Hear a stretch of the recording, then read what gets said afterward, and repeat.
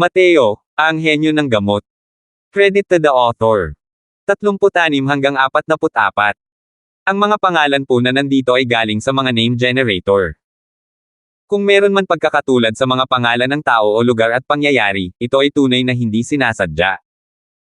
Kinabukasan pagkatapos ng tunggalian, nagkaroon ng aralin si Mateo tungkol sa teorya ng medisina. Ang guro ng aralin sa teorya ng medisina ay si Rosie Taylor, ang pinakabatang guro sa buong Central Academy. Isa rin siyang napakagandang guro na may napakaraming humahabol. Ang mga klase ni Rosie sa teorya ng medisina ay palaging puno. Kahit nahagupitin ng ibang mga instructor ang kanilang mga kabayo, hindi rin sila makakahabol. Bukod pa rito, ang bawat estudyante ay lubos na nalilibang at nananatiling nakatuon ang kanilang mga mata kay Rosie. Ang una ay tuyot at nakakabagot na klase sa teorya ng medisina ay tila naging interesante pa nga. Gayunpaman, tila walang gaanong sigasig si Mateo para dito. Kasalukuyan siyang humihilik ng malalim. Kagabi, gumamit siya ng napakalaking enerhiya ng asensya para kunin at pinuhin ang Transcendent Grade Essence G pills at kasalukuyang pagod na pagod. Ang bawat high-tier alchemist ay isa ring array master. Ang isang taong nasa antas ng alchemy emperor tulad ni Mateo ay natural na hindi exception. Ang mga high-tier medicinal pills ay nangangailangan ng pag-uuri ng mga array upang makamit ang pinakamahusay na mga epekto sa medisina. Kaya naman, ang mga array formation ay mga kinakailangang aralin para sa mga high-tier alchemist. Kahit na ang 6 astral array ay hindi isang high-tier array, ang pagkuha at pagpino ng libu-libong essence G pills ay tuluyan pa ring nakakaubos kay Mateo. Gayunpaman, hindi pa rin tapos si Mateo sa pagkuha at pagpino. Mahaba na naman ang gabing ito, kaya paano niya hindi maaabutan ang kanyang tulog. Sa oras na ang lahat ng tableta ay ma-extract at mapino ng lubusan, si Mateo ay magkakaroon ng ilang libong Transcendent Grade Essence G pills. Ang dami na ito ay tiyak na magugulat kahit sino.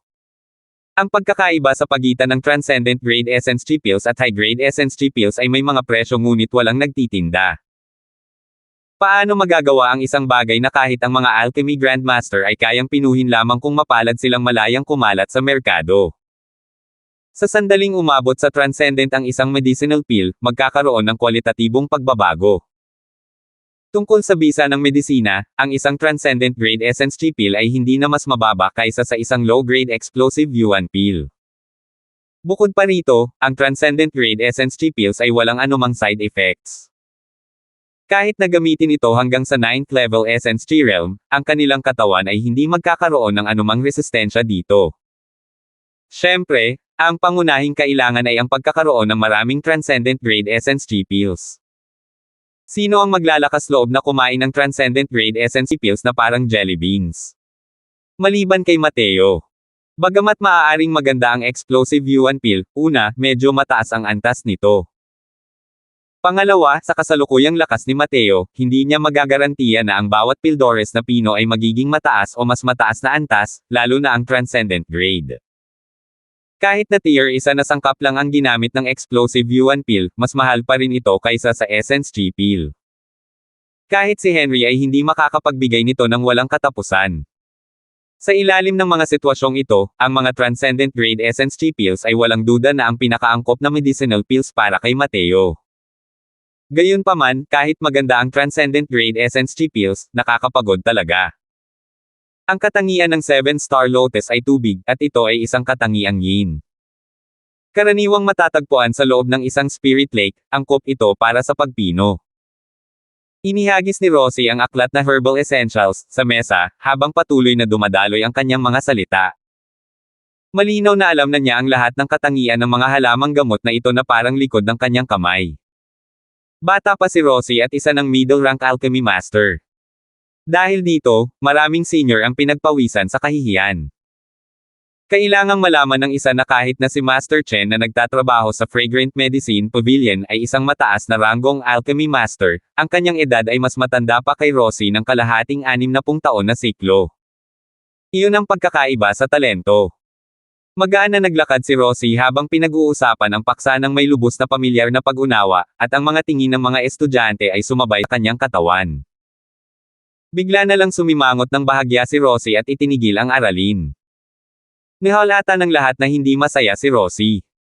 Sinundan siya ng tingin ng lahat at nakita lamang ang isang taong nakayuko sa mesa na mahimbing na natutulog, habang lumalabas ang laway sa kanyang bibig. Sa isang iglap, maraming mapangutsyang mata ang tumingin kay Mateo. Paanong may isang taong matapang matulog habang nasa klase si Teacher Flare? Nakakainis talaga sa isang dilag. Gayunpaman, si Mateo ay kasalukuyang nasa panaginip, at hindi niya maramdaman ang mga mata ng lahat na puno ng puot. Itinaas ni Rosie ang kanyang kamay at casual na nagpaputok ng dalawang wind blades. Gotcha! Nabali sa dalawa ang mga paa ng mesa, at bumagsak ito sa lupa ng may malakas na kalabog. Ang lugar sa ilalim ng mga kamay ni Mateo ay naging bakanteng espasyo, at siya ay natulala pagkagising. Halos matamba sa lupa. Mabuti na lang at nasa tugatog na ng perpeksyon ang kanyang teknik sa paggalaw, kaya nagawa niyang patatagin ang kanyang pangangatawan. Anong nangyari? Malinaw na hindi pa rin alam ni Mateo ang sitwasyon. Ngunit agad niyang natuklasan na may mali, dahil lahat ng mga estudyante ay nakatitig sa kanya, at ang magandang guro sa harap niya ay may mabangis na ekspresyon. Mabilis niyang napagtanto ang nangyari. Haha. Teacher Flare, alam mo naman yan. Kakaranas ko lang ng deathmatch kahapon, at naubos ko ang sobrang essence energy ko. Hindi pa rin ako nakakabawi pagkatapos ng isang gabi, kaya hindi ko mapigilan ang sarili kong makatulog. Haha. Sinubukan ni Mateo na tumawa at manigarilyo. Hindi nakilala ni Rosie si Mateo, ngunit narinig nga niya ang tungkol sa deathmatch kahapon na nagdulot ng malaking kaguluhan. Nang marinig ang sinabi ni Mateo, bahagyang gumaan ang ekspresyon ni Rosie. Ngunit nadama ni Rosie na ang pag-uugali tulad ng pagtulog habang nasa klase ay hindi dapat konsentihin. Ikaw ba yang si Mateo? Haha. Ako yung Mateo. Huwag kang maging masungit habang nag-aaral. Oo, tama si Teacher Flare. Magiging seryoso ako. Kung dahil sa deathmatch, mauunawaan pa rin naman. Akala ni Mateo ay tapos na ito, pero sino ang mag-aakala na babaguhin ni Rosie ang usapan? Gayunpaman, sa Central Academy, ang alchemy path ay kasing halaga ng martial path. Ang klase sa teorya ng medisina ay siya ring pundasyon ng alchemy daw. Ang isang katulad mo na natutulog sa klase ay nagpapaantala sa iyong kinabukasan. Taos-pusong humingi ng tawad si Mateo. Guro Flare, nagkamali ako. Hindi na ako matutulog habang nag-aaral ka. Hindi lang ang leksyon ko. Bawal kang matulog sa lahat ng leksyon. Balikan mo at kopyahin ang Herbal Essentials ng 10 beses. Susuriin ko sa susunod na leksyon, mahinang sabi ni Rosie. 10 beses. Natigilan si Mateo. Ang Herbal Essentials ay isang pinasimpleng bersyon ng Herbal Compendium na isinulat ng isang soberano ng alkemiya ng kanyang henerasyon, si Shane Lee. Saklaw nito ang isang sistematikong pangkalahatang ideya ng lahat ng uri ng mga halamang gamot. Kahit pinasimpleng bersyon ito, makapal pa rin ang libro. Nakakatakot ang pagkopya nito ng 10 beses. May kaunting impresyon si Mateo sa pangalang Shane. Nag-aral siya bilang mag-aaral ng kanyang amang si Richard. Noon, nagkataong naroon si Matthew. Ang punk na yon. Pagkatapos kong bumalik sa Divine Realm, tiyak na may ipapakita akong mga kulay sa kanya. Dapat ko siyang turuan ng mga bagay na hindi dapat isulat para makapagsulat pa ng ganito kakapal na libro. Dahil nakasulat na siya ng makapal na libro, kalimutan na natin yan. Pero ang daming mali sa loob. Hindi ba't nakakasama ito sa iba? Tama, 10 beses. May reklamo ka ba? Pakiramdam ni Rosie ay hindi niya talaga kayang tiisin ang bagay na ito, para magsilbing babala sa iba. Oo. Sigaw ni Mateo. Nagulat si Rosie sa mga sinabi ni Mateo, kasama ang lahat ng iba pang mga estudyante. Sa palagay ng mga estudyante, ang maparusahan ni Guro Flare na kasing ganda ng isang diwata sa langit ay isang kahangahangang bagay. Bakit naman magkakaroon ng mga reklamo? Sa pananaw ni Rosie, ito ang unang pagkakataon na tinanggihan siya sa akademya. Isa pa, lalaki ito. Isa pa, estudyante pa nga ito. Napakasimple lang ng mga bagay dito sa loob. Hindi ba't pag-aaksaya lang ng oras ang pagkopya nito? Kung may oras pa, mas makabubuting pino na lang ang 2 pagen ng mga gamot. Hindi pumayag si Mateo. Sa ngayon, napakahalaga ng oras ni Mateo. Ayaw niyang sayangin ito sa mga walang kwentang bagay na ito. Biro yan. Mayroon pa bang mas nakakaintindi ng mga teorya ng medisina kaysa sa kanya sa mundong ito? Kahit na personal na bumalik si Shane, hindi pa rin siya kayang magdala ng sapatos. Simple lang. Haha. Sa sobrang galit ni Rosie kay Mateo ay natawa siya. Ang Herbal Essentials ay hindi lamang isa sa mga kinakailangang aralin para sa isang alchemist kundi isa ring napakalalim na kurso. Kahit na dumating ang mga Alchemy Kings, hindi nila sasabihing simple lang ang kursong ito. Pero, ang batang ito na hindi man lang isang alchemy apprentice ay nagsabing madali lang ito. 37. Sa loob ng Central Academy, si Rosie ay isang nilalang na palaging hinahangaan ng lahat. Ang dahilan kung bakit siya nagturo ng teorya ng medisina ay natural lamang na dahil napakataas ng kanyang mga natamo sa teorya ng medisina. Ngunit kahit ang kasalukuyang Rosie ay hindi nang ahas na sabihin na mayroon siyang lubos na kaalaman sa Herbal Essentials, lalo na ang buong bersyon nito, ang Herbal Compendium. Iyon ang syllabus na kailangang pag-aralan kahit ng isang hari ng alchemy. At ngayon, itong punk na nasa harap niya na hindi man lang isang alchemy apprentice ay nagsabing simple lang ang Herbal Essentials. Nakakahiya lang ito sa lahat ng taon niyang pagsusumikap. Tila hindi narinig ni Mateo ang kahulugan ng mga salita ni Rosie at casual na sinabi, oo, napakasimple lang. Ang taong sumulat ng libro ay hindi nagmasid at nag-aral ng maayos. Nagbubunyi ang lahat sa kasawian ni Mateo. Gusto nilang makita kung paano parurusahan ni Teacher Flare ang hanggal na ito. Marami sa kanila ang naloko ni Mateo sa Essence G Pills. Ngayong nakita nilang natatalo si Mateo, natural lang na tinanggap nila ito. Noong deathmatch, labis ang pagkagulat na ibinigay sa kanila ni Mateo, dahilan para maramdaman nila na ang kasalukuyang Mateo ay hindi na ang dating siya. Pero kung titingnan ang mga bagay-bagay ngayon, si Mateo pa rin ang Mateo ng nakaraan. Ignorante at walang takot. Magaling. Magaling. Sabay na sabi ni Rosie ng dalawang magkasunod na magaling. Halata na galit siya. Gusto kong makita kung gaano kadali ang Herbal Essentials. Magtatanong ako. Kung masasagot mo ito, sa mga susunod na klase sa teorya ng medisina, maaari kang matulog kahit anong gusto mo. Pero, kung hindi mo masagot, gusto kong kopyahin mo ang Herbal Essentials ng 100 beses. Sa pananaw ng ibang tao, siguradong patay na si Mateo. Kahit na ang husay ni Mateo sa pakikipaglaban ay hindi pangkaraniwang malakas na ngayon, hindi pa nga siya isang alchemy apprentice. Kaya paano niya masasagot ang mga tanong mula sa middle tier alchemy master, si Teacher Flare? Pero si Mateo mismo ay nakahinga ng maluwag. Mas mainam na sagutin ang mga tanong. Ayaw niyang kopyahin ng 10 beses ang walang kwentang Herbal Essentials na iyon. Sa usapin ng teorya ng medisina, sino ang nang-ahas na makipagkompetensya sa kanya? Magaling yan. Guru Flare, pakitanong naman po. Nang makita kung gaano kainip si Mateo, nagalit si Rosie at naisip niya na iiyak siya mamaya. Sumimangot si Rosie at nagtanong, anong mga halamang gamot ang ginagamit sa pagpino ng chi returning pill? Ano ang mga hakbang na kasama sa pagpino? Tinanong ito ni Rosie nang sabay-sabay at malamig na tinitigan si Mateo. Nakatitig din ang ibang mga estudyante kay Mateo, natutuwa sa kanyang kasawian. Alam nilang tiyak na magmumukhang tanga si Mateo. Ang chi returning pill ay isang high-grade tier, isang medicinal pill, isang bagay na ginagamit ng mga martial artist para mabawi ang kanilang essence energy. Ang pagpino nito ay nangangailangan ng kahit man lang lakas ng isang high-tier alchemy apprentice. Para kay Mateo na hindi man lang isang alchemy apprentice, isa itong napakahirap na tanong. Sa mga estudyante, kakaunti lamang ang kayang pinuhin ang ganitong uri ng gamot. Dahil walang makakapagpabuti nito, malinaw na walang sino man ang magbibigay pansin sa formula ng tableta ng chi returning pill. Lalo na ang pagbibigay pansin sa teorya at mga puntong dapat tandaan. Kaya naman, walang nag-akala na masasagot ni Mateo ang tanong. Hinawakan ni Mateo ang kanyang baba at sinabing, oh, chi returning pill. Simple lang.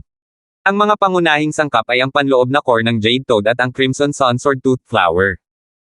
Ang mga pangalawang sangkap ay ang Four Seasons Asher, Windtail Grass, Sky Southern Star, at iba pa. Kailangang bigyang pansin ang proseso. Paghiwalayin ang mga pangalawang sangkap sa dalawang bahagi upang palamigan. Ang isa ay may panloob na core ng Jade Toad, at ang isa ay may Crimson Sunsword Tooth Flower. upang makuha ang dalawang bahagi ng medicinal essence. Pagkatapos, pinoin ito sa pogin ng sabay, at sa huli, pagsamahin ito sa isa. Pagkatapos sabihin ni Mateo, nagtawanan ang lahat. Hindi nila alam ang formula ng tableta, ngunit ang pamamaraan ng pagpipino na ito ay isang kalokohan. Ang paghahati ng mga sangkap sa dalawang bahagi, pagkatapos ay pagkuha at pagpipino ng dalawang bahagi ng nakapagpapagaling na asensya, at sa huli ay sa pogin. Paano ito kokontrolin? At saka, paano ito pagsasamahin? Ang ganitong uri ng teknik sa pagpipino ay hindi pa naririnig. Masasabi lamang ng isa na walang alam ang Mateo na ito tungkol dito at sinusubukang lokohin si Rosie. Para mandaya kay Teacher Flare, magdurusa ang lalaking ito. 100 beses, o 100 beses. Sino ang nag-utos sa iyo na lokohin ang aming mga essence chipils? Deserve mo yan. Pagkatapos ng sunod-sunod na tawanan, hindi pa rin narinig ng lahat ang naiinis na saway ni Teacher Flare. Nang muling tumingin, ang mukha ni Guro Flare ay nagpakita ng isang nag-iisip na ekspresyon. Hindi maiwasan ng lahat na magtanong sa sitwasyon. Maaari kayang nagawang lokohin ng lalaking ito si Guro Flare? Sinasabi mo ba ang yin-yang separation flow technique? Tanong ni Rosie. Ngumiti si Mateo at sinabing, marami talagang alam si Teacher Flare, alam pa niya ang yin-yang separation flow technique. Nagsaliksik si Mateo tungkol sa mga teknik sa pagpipino ng Central Academy. Ang yin-yang separation flow technique na ito ay isang medyo mahirap unawaing teknik sa pagpipino na hindi malalaman ng karaniwang tao. Ang pagsasabi na ito ay malabo ay dahil napakahirap itong matutunan. Hindi ito lubos na mauunawaan ng karaniwang tao. Ang pagkontrol sa dalawang magkahiwalay na medicinal essence sa isang pogin ng mga medicinal pills at ang hindi pagpapahintulot na magdikit ang dalawang medicinal essence ay nangangailangan ng paghati-hati ng kanilang focus. Bukod pa rito, ang pagkontrol sa enerhiya ng essence ay kailangang maging pantay-pantay. Hindi maiisip ang kahirapang kaakibat nito. Imposibleng kontrolin ito nang hindi dumadaan sa matinding pagsasanay at paulit-ulit na hinahasa ng karanasan. Gayunpaman, hindi ito naging mahirap para kay Mateo. Si Mateo ay may perpektong kontrol sa mga pamamaraan ng pagpipino na kahit 100 beses, 1,000 beses na mas komplikado. Kung gagamit ng yin-yang separation flow technique, angkop din ba ito para sa dual cycle chi returning pill? Ang malamig at mayabang na si Rosie sa simula ay mukhang isang estudyanteng uhaw sa kaalaman, dahilan para mahulog ang baso ng lahat sa gulat. Maaari kayang isa ring henyo sa alchemy si Mateo. Ang mga sinabi niya ay lubos na hindi maintindihan ng lahat ng mga estudyante rito. Siyempre, angkop lang. Medyo mas komplikado lang ang mga sangkap para sa dual cycle chi returning pill, at medyo mas komplikado rin ang proseso ng pagpipino. Pero nalalapat pa rin ang prinsipyo. Natural lang na angkop ang paggamit ng yin-yang separation flow technique. Ang mga salita ni Mateo ay dumaloy ng walang kahirap-hirap na parang siya na ang guro ngayon, at ang maalam na si Rosie ay naging estudyante na rin. Nagliwanag ang mga mata ni Rosie, at bumulong siya sa sarili, tama. Bakit hindi ko naisip ang gamitin ang yin-yang separation flow technique? Ang dual cycle chi returning pill ay isang high-grade tier 2 medicinal pill. Sa kasalukuyan, si Rosie ay isang middle-tier alchemy master. Ang kanyang soul strength ay nasa pagitan ng middle-tier alchemy master at high-tier alchemy master. Dahil medyo hindi sapat, ang refinement ay halatang nakakapagod. Ngunit ang yin-yang separation flow technique na ito ay maaaring maiwasan ang kahinaan ng hindi sapat na lakas ng kaluluwa, dahil ang pagpapatigas ng dalawang mas maliliit na bahagi ng medicinal essence ng hiwalay ay mas madali kaysa sa pagkontrol sa isang malaking bahagi ng medicinal essence. Masyado lang talagang mahirap ang kakayahan ng isang alchemist na kontrolin ito. Bukod pa rito, ang yin-yang separation flow technique ay may isa pang bentahe, na ang paghihiwalay ng mga pangunahing sangkap ay nagpapahintulot sa kanilang bisa sa medisina na mapanatili sa pinakamataas na antas, na nagreresulta sa isang mas mataas na kalidad na tableta pagkatapos ng pagpipino. Kung ang isang alchemist ay lubos na mahusay sa paggamit ng yin-yang separation flow technique, ang kalidad ng medicinal pill na kanyang pinino ay magiging mas mataas kaysa sa ibang mga alchemist na nasa parehong antas. Gayunpaman, ang mga konbensyonal na pamamaraan ng pagpipino ay higit pa sa sapat para pag-aralan ng mga alchemist. Ang pag-aaral din ng isang hindi kilalang pamamaraan tulad ng yin-yang separation flow technique ay isang malaking abala lamang. Kaya naman, kahit makapangyarihan ang yin-yang separation flow technique, halos walang nakakaalam nito. Teacher Flare? Dahil nasagot ko na, pwede na ba akong matulog ulit? Tingnan mo na lang ang mesa ko. Sabi ni Mateo nang may inosenteng mukha. Ikaw. Hindi inaasahan ni Rosie na ang lalaking ito ay nag-aalala pa rin tungkol sa kanyang pagtulog ngayon. Ang kanyang dating hangupa na galit ay muling sumiklab. Guru Flare, ikaw ang nagsabi niyan ngayon lang. Kung masasagot ko lang sana ang tanong mo, pwede na akong matulog kahit anong gusto ko. Kahit hindi masyadong magalang, pagod na pagod talaga ako ngayon. May problema sa mukha ni Mateo. Tiningnan ni Rosie ang pares ng mga mata ni Mateo na parang panda at alam niyang hindi nagsisinungaling si Mateo. Pero ano ang ginawa ng lalaking ito kahapon? Kahit na dumaan siya sa isang deathmatch kahapon, hindi naman dapat siya masyadong pagod ngayon, di ba? May nasabi ba ako? Kumurap si Rosie, at binigyan ang bawat estudyante ng nagbabantang tingin, nagtatanong, may nasabi ba ako ngayon lang? Ang pagiging hindi makatwiran ay isang pribilehiyo ng isang babae, lalo na sa walang kapantay na kagandahang ito, siguro Rosie. Natakot ang lahat ng estudyante, at marami ang nagpakita ng pagkapahiya. Sana ano? Wala lang. Tama. Paano nasabi ni Teacher Flare ang ganoon? Talagang natalo si Mateo. Sa ngayon, ang tanging gusto niya lang gawin ay matulog. Guru Flare. Hindi imposibleng matulog ulit pero may isa kang dapat ay pangako sa akin. Kaya pala nandito ang dahilan. Pero ngayon, pabayaan mo na ang isang bagay, kahit 10 bagay ay sapat na. Mabuti. Kailangan ko ng estudyanteng magiging katulong ko. Ikaw ang magiging katulong ko. Muling natakot ang lahat. Bakit hindi nangyari sa kanila ang ganitong kahangahangang gawain? Gamit ang instant flash, nawala si Mateo, at naiwan ang boses niya na umalangaw-ngaw, walang problema. 38.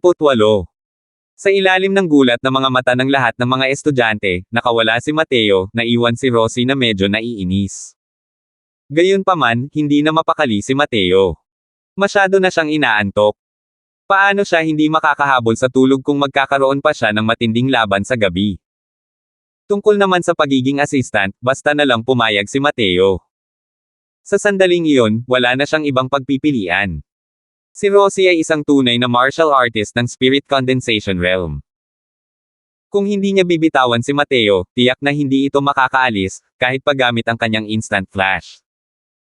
Pagbalik sa kanyang tahanan, natulog si Mateo hanggang dapit hapon bago magising ng mapayapa.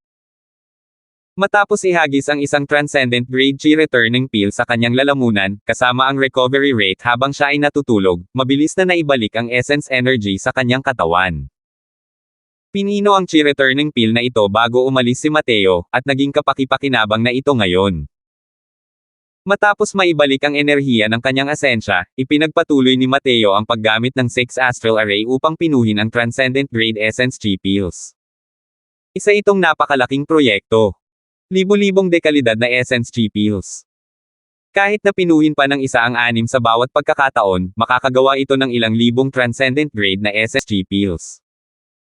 At ganito rin, natutulog si Mateo sa araw at umiinom ng mga gamot na may iba't ibang epekto sa gabi. Pagkalipas ng takip silim, 2 araw, kakagising lang ni Mateo at malapit nang pinuhin ang huling batch ng Transcendent Grade Essence chi pills, nang dumating ang isang hindi inaasahang bisita. Ito ang host ng deathmatch, si Oliver. Tinawag ni Laika si Mateo. Pagkatapos ay hinaranggan niya ang pasukan ng silid sa kakaibang paraan para hindi masilip ni Oliver ang loob. Haha! Kumusta, guro mo yan? May hinahanap ka ba sa akin? May mga bagay pa akong kailangang asikasuhin, kaya paikliin na lang natin, ha? Tumawa si Mateo at sinabi kay Oliver. Hindi mahilig si Oliver sa mga ganitong walang kwentang bagay at hindi rin siya nagalit sa inasal ni Mateo.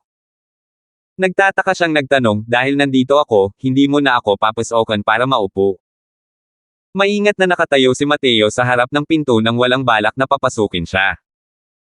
Kung hahayaan niyang makita ni Oliver na malaya niyang mapipino ang Transcendent Grade Essence chi pills. Sa oras na iyon, hindi lamang ang Central Academy, kundi ang buong estado ng Novaria ay magkakagulo. Masyadong magulo sa loob. Kaya mas mabuting huwag nang pumasok siguro mo yan. Pagkatapos kong maglinis, iimbitahan ko siguro mo yan para magtsaa sa ibang araw. Sinubukan ni Mateo na umiwas sa tanong. Nabalitaan na ni Mateo noon na si Oliver ay karaniwang medyo malamig ang ugali, ngunit isa siyang napakamakatarungan at tapat na tao. Kaya hindi siya natakot na bigla itong pumasok. Alam ni Oliver na malinaw na may ginagawa si Mateo sa loob, pero pribado naman ang mga tirahan ng mga estudyante. Hindi makatuwiran na pasukin niya ito nang walang ingat, kaya sumuko na siya. Sige. Hihintayin ko ang imbitasyon mo. Magalang lang si Mateo, pero hindi niya inaasahan na ganoon na lang ang gagawin ni Oliver.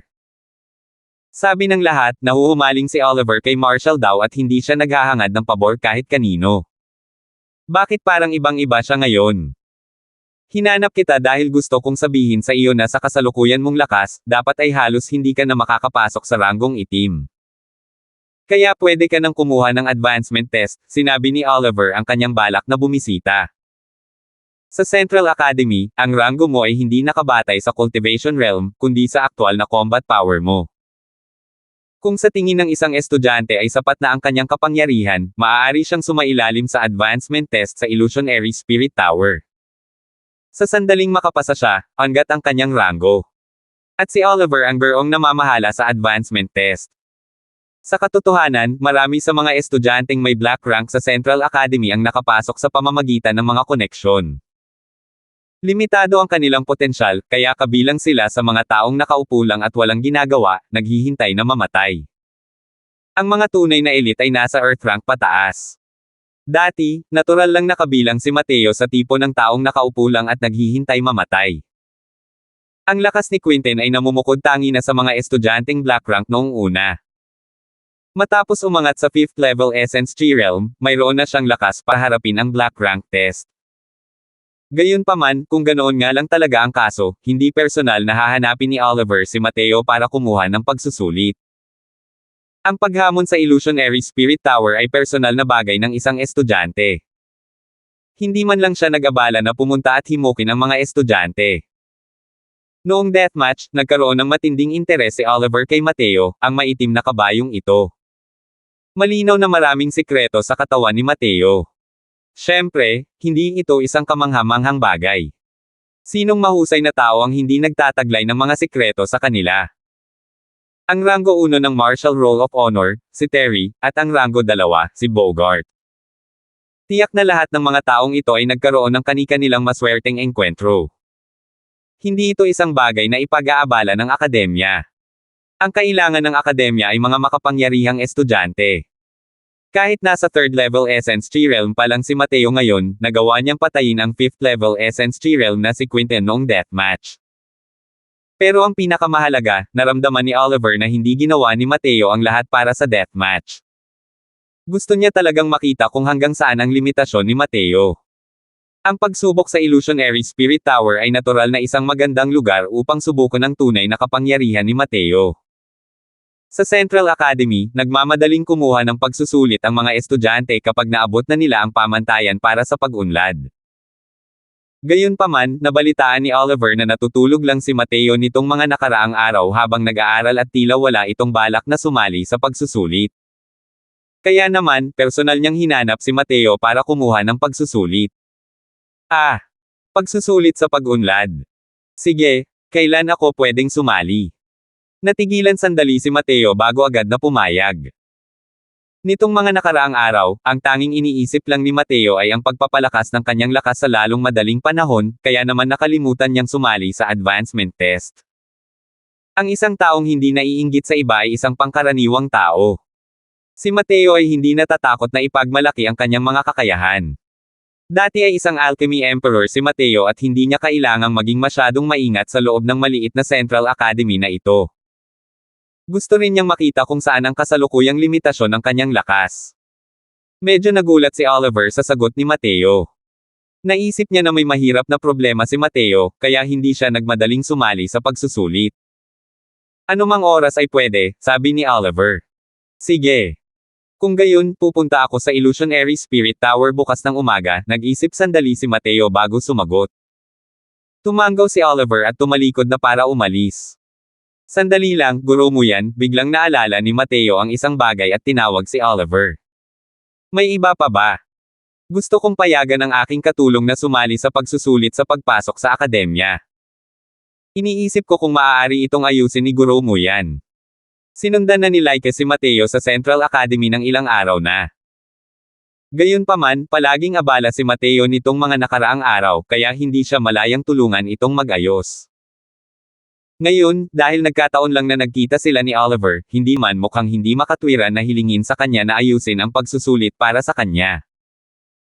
Ayon sa mga patakaran ng akademya, hindi pinapayagan ang mga estudyante na malayang magdala ng mga tagasunod sa akademya gaano man kalakas ang kanilang pinagmulan. Walang problema para kay Laika na manatili ng ilang araw pansamantala, ngunit tiyak na mag-iimbestiga ang akademya pagkatapos ng ilang panahon. Yung binibining yun ngayon lang. Sa murang edad pa lang at nasa third level Essence Tree Realm na. Siguro halos hindi siya kwalipikado para sumali sa pagsusulit. Sige, isama mo na siya bukas, tumango si Oliver at sinabi kay Mateo. Sa cultivation ni Oliver, natural niyang nakita ang lakas ni Laika sa isang sulyap. Mas bata si Laika kay Mateo ng 1 taon. Halos hindi katanggap-tanggap ang kakayahang mag-cultivate hanggang sa third level Essence Tree Realm. Malinaw na hindi masyadong taught-utol si Oliver. Gayunpaman, sino ang nakakaalam kung ano ang magiging iniisip niya kung malalaman niya na wala pang 1 buwan bago na-cultivate ni Laika ang Essence Energy patungo sa third level Essence Tree Realm. Sa totoo lang, kahit si Mateo ay labis na namangha sa bilis ng cultivation ni Laika. Gumamit siya ng 1 gabi para maabot ang first level Essence Tree Realm, at pagkatapos ng 5 araw sa tulong ng explosive Yuan Pill ni Mateo, matagumpay niyang narating ang second level Essence Tree Realm. At kahapon, matapos sunod-sunod na uminom ng Transcendent Grade Essence Tree Pills, muling nakalusot si Laika, na abot ang third level Essence Tree Realm, halos maabutin niya si Mateo. Kung ang ganitong uri ng bilis ng paglilinang ay ikaalat, ito ay magiging isang lubos na kamangha-manghang bagay. Kahit na may tulong ng mga gamot, mas mahalaga pa rin ang kahangahangang talento ni Laika. Sa harap ni Laika, lahat ng mga tinatawag na henyo sa estado ng Novaria ay natabunan niya. Malinaw na naroon din ang Heaven Illusionary Eye Soul na itinuro sa kanya ni Mateo. Para bang ginawa ito para kay Laika, kaya madali siyang nakapag-cultivate ng matagumpay. Likas na may talento si Laika. Nitong mga nakaraang araw, tinuruan siya ni Mateo ng ilang angkop na pamamaraan sa pakikipaglaban. Mabilis niya itong naunawaan, na para bang ipinanganak lamang siya para sa cultivation. Ang kasalukuyang lakas ni Laika ay hindi naman talaga mas mahina kaysa sa karaniwang 4th level Essence Tree Realm. Hindi dapat maging problema ang pagpasa sa entrance test. Ang pagsasama ng amo at alipin sa pagsusulit ay isang bagay na sulit asahan. 39. Matapos matagumpay na mapinaw ni Mateo ang huling Transcendent Grade Essence Tree Pill, nakahinga siya ng maluwag. Ang ilang araw na pagpino na ito ay paulit-ulit na pumihil sa enerhiya ng kanyang asensya, na halos patay na siyang pinahihirapan. Gayunpaman, nagbunga ang pagsusumikap. Sa patuloy na pag-ubos ng kanyang enerhiya sa asensya, hindi namamalayan, ang cultivation realm ni Mateo ay tuluyang naging matatag. Sa ngayon, 1 hakbang na lang ang layo niya sa 4th level Essence Tree Realm. Hanggat sapat ang akumulasyon ng enerhiya ng Essence, maaaring makalusot si Mateo sa 4th level Essence Tree Realm anumang oras. Ang natitira na lang ay natural na pag-inom ng gamot. How? Sa wakas tapos na. Laika, tulungan mo akong magbantay, makakarating ako sa 4th level Essence Tree Realm, utos ni Mateo kay Laika. Hindi gaanong marami ang huling batch ng mga tabletang natira ngayon, kaya hindi masyadong gumamit si Mateo ng enerhiya ng asensya. Matapos uminom ng Chi Returning Pill at magnilay-nilay ng 1 oras, nakabawi si Mateo sa kanyang pinakamahusay na kondisyon. Casual na kumuha ng 5 Transcendent Grade na Essence Chi Pills at itinapon ang mga ito sa kanyang bibig, ginamit ni Mateo ang Spirit Bristle 9 niyang Divine Art at nagsimulang makaapekto sa 4th level Essence Tree Realm. Kung isa lamang itong third level Essence Tree Realm, tiyak na mamamatay sila dahil sa marahas na enerhiya ng Essence mula sa pag-inom lamang ng 5 Transcendent Grade Essence Tree Pills ng sabay-sabay. Gayunpaman, ang Spirit Bristle 9 niyang Divine Art ni Mateo ay sadyang napakalakas. Ang marahas na enerhiya ng Asensya ay kasalukuyang kasing sunurin ng isang tupa habang gumagalaw ito sa mga meridian ni Mateo. Tila wala pa nga itong lakas para magpatuloy. Nang hindi masyadong nag-isip, nilunok ni Mateo ang isa pang 3 Transcendent Grade Essence Chipils bago halos hindi naabot ng Essence Energy ang kinakailangan. Umikot si Mateo sa kanyang makapal at masaganang enerhiya ng Asensya, na tumatama sa bottleneck ng 4th level Essence Tree Realm. Hindi tulad ng ibang tao, hindi siya nakaranas ng malaking pagtutol at sumulong na parang agos. Mabagal ngunit malakas. Ang ika-4 na antas ng Asensya ng Tree Realm. Isang hadlang na aabutin ng ilang buwan, o kahit isang taon para malampasan ng isang ordinaryong tao, ay inabot lamang ni Mateo ng 2 oras. Gayunpaman, hindi tumigil sa pagkultiba si Mateo. Patuloy niyang nilamon ang Transcendent Grade Essence Chipils nang walang tigil, at tumigil lamang ito nang marating niya ang tugatog ng 4th level Essence Tree Realm. Nang maramdaman ang enerhiya ng Asensya na ilang beses na mas makapal kaysa noong siya ay nasa 3rd level Essence Tree Realm, umiling si Mateo. Masyado pa ring mahina. Iniisip ko kung kailan ako magkakaroon ng lakas para sumugod pabalik sa Divine Realm. Gayunpaman, kung makikipag-deathmatch ulit ako kay Quinten dito, kaya ko siyang patayin agad gamit lamang ang first layer wave. Pagkatapos ng magdamag na paglilinang, sumikat na ang araw, at halos oras na para hanapin si Oliver. Kakaabante lang ni Mateo sa ika-4 na antas ng Essence Tree Realm, kaya matagal nang nawala ang kanyang pagod. Sa kasalukuyan, si Laika ay isa ring cultivator. Ang pagmumuni-muni isang gabi ay walang gaanong epekto sa kanya. Magkasamang pumunta ang Panginoon at ang alipin sa Illusionary Spirit Tower. Matagal nang naghihintay doon si Oliver. "Kumusta, guro mo yan?" binati ni Mateo si Laika. Tumanggaw si Oliver at mahinahong kinilala siya. Instinctively na din naman ni Oliver ang kanyang banal na pakiramdam sa katawan ni Mateo, at ang kanyang malamig na mukha noong una ay nagpakita ng bahagyang pagkamangha. "Hindi kita nakita ng isang gabi, at nasa 4th level Essence Tree Realm ka na." Gulat na tanong ni Oliver. "Haha. Swerte? Swerte?" Natatawang sabi ni Mateo. Umiling si Oliver at sinabing, "Noong una, sinabi ng ibang tao na ang iyong cultivation realm ay sapilitang pinalaki ng iyong ama. Pero alam kong hindi iyon ang nangyari matapos kong mapanood ang iyong deathmatch. Gayunpaman, hindi ko inaasahan na aakyat ka sa isang maliit na yugto, aakyat sa 4th level Essence Tree Realm. Sa anumang kaso, ako ay anak ng isang alchemy grandmaster na lumaki sa pagkain ng mga gamot. Kung hindi ko pa rin maabot ang 4th level Essence Tree Realm sa edad na ito, isusumpa ko ang mukha ng aking ama," sabi ni Mateo, ang kanyang mga salita ay kalahating totoo, kalahating mali. Tumanggaw si Oliver at hindi nagsalita ng marami, na parang tahimik na sumasang-ayon sa sinabi ni Mateo. Hindi pa nagsisimula ang pagsusulit. "Maghintay muna kayong dalawa," sabi ni Oliver. Malinaw na hindi lang sina Mateo at Laika ang kasali sa pagsusulit. Mahigit 100 tao na ang naghihintay doon. "Sige, guro mo yan." Hindi nag-aksaya ng hininga si Mateo at pinatayo si Laika kasama ang grupo ng mga taong iyon. Gayunpaman, ang pagdating ni Mateo ay nagdulot ng kaguluhan. Sa kasalukuyan, masyado siyang sikat.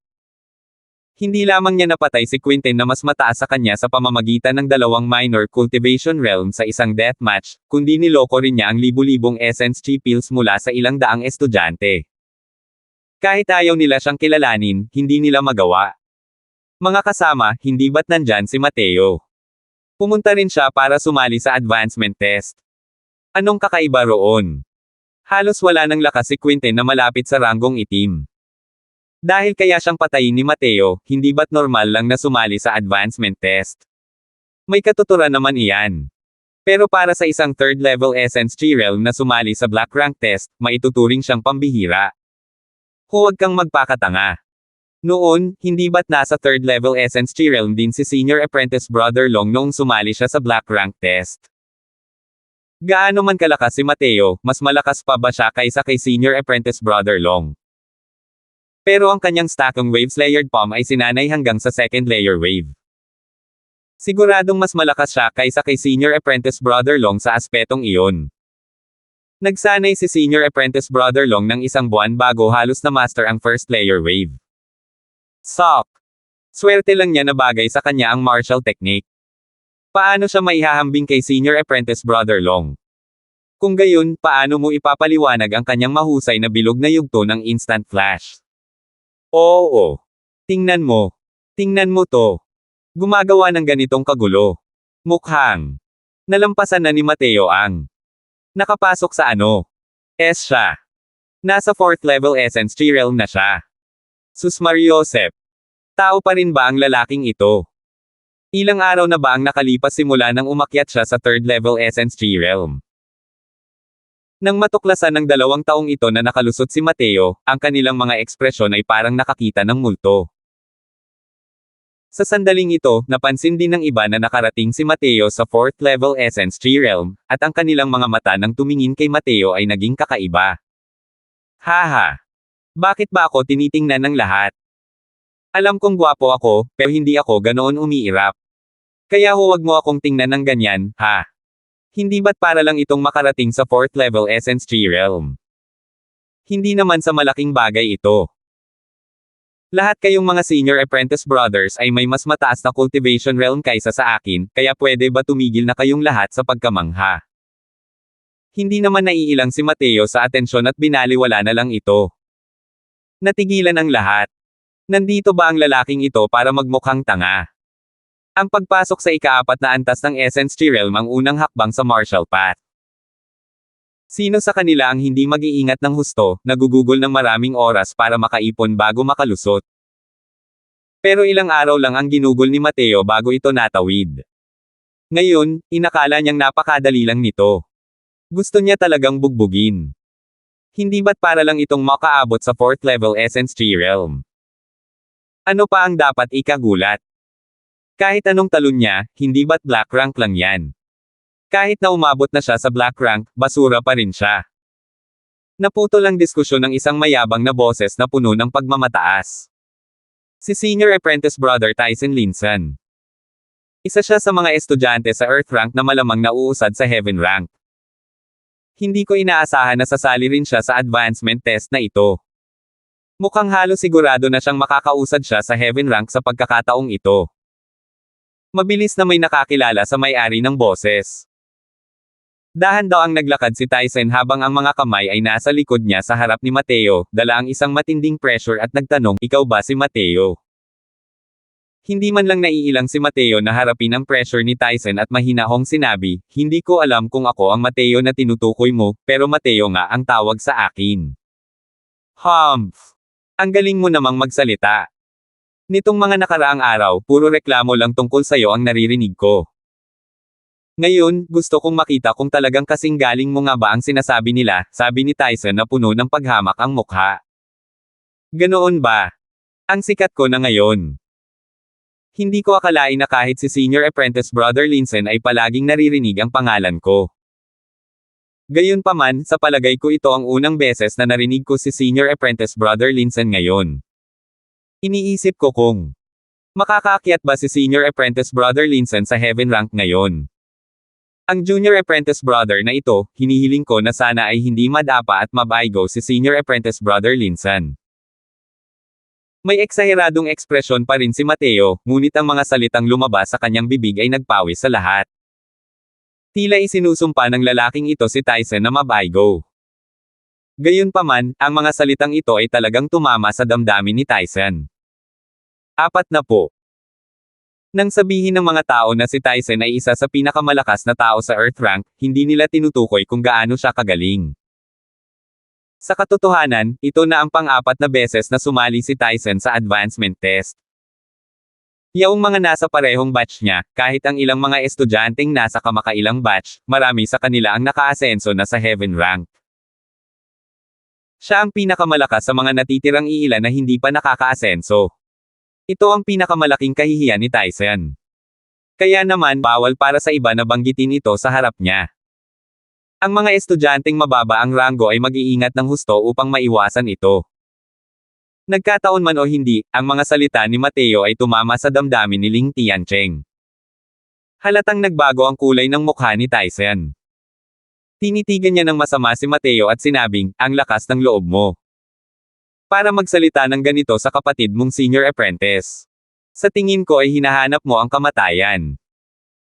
Habang sinasabi niya ito, tinipon ni Tyson ang kanyang essence energy at pinalo ang isang palad patungo kay Mateo. Basagin. Nakatayo roon si Mateo nang hindi gumagalaw, ngunit si Tyson ay lumipad paatras. Gumugulong sa lupa, halos hindi nagawang patatagin ni Tyson ang kanyang katawan, mukhang gaskasan. Sinong walang hiya ang tumambang sa akin? Galit na sigaw ni Tyson. Nang sabihin niya ito, nakita ni Tyson na ang mga nakapalibot na tao ay tumingin sa kanya ng may kakaibang ekspresyon at hindi niya alam kung ano ang ibig sabihin nito. Tyson, ang lakas ng loob mo talagang umatake sa harap ko. Ang malamig na boses ni Oliver ay narinig, dahilan para manginig si Tyson nang hindi sinasadya. Kung haharapin si Oliver, paano magkakaroon ng lakas ng loob si Tyson na lumaban? Pinagpawisan siya ng malamig. Ang pagalitan talaga si Teacher Muya na isang walang hiya, hindi ba't parang panliligaw iyon ng kamatayan? Si Oliver ang nag-host ng pagsusulit. Kung palihim siyang maglalalang, hindi ba't babalik siyang talunan? Kung may hinanakit man si Oliver, maaari na niyang kalimutan ang pag-angat sa ranggo habang buhay. Pasensya na po guro mo yan. Hindi ko alam na ikaw pala, mabilis na paghingi ng tawad ni Tyson. Walang ekspresyon si Oliver habang sinasabi niya, ang Illusionary Spirit Tower ay ang lugar para sa mga advancement test. Talagang nang-ahas kang kumilos ng walang pahintulot ko. Kung maaapektuhan mo ang pagsusulit ng ibang mga estudyante, kaya mo bang hawakan ang responsibilidad? Guro mo yan, ako. Sinadya niya akong.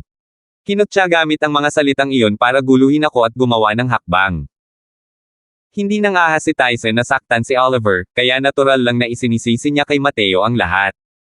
Senior Apprentice Brother Linson, hindi mo maaaring siraan ang mabubuting tao. Malinaw na hinihiling ko sa iyo ang tagumpay sa iyong pagsusulit, ngunit hindi ko alam kung paano kita naudyukan na atakihin ako.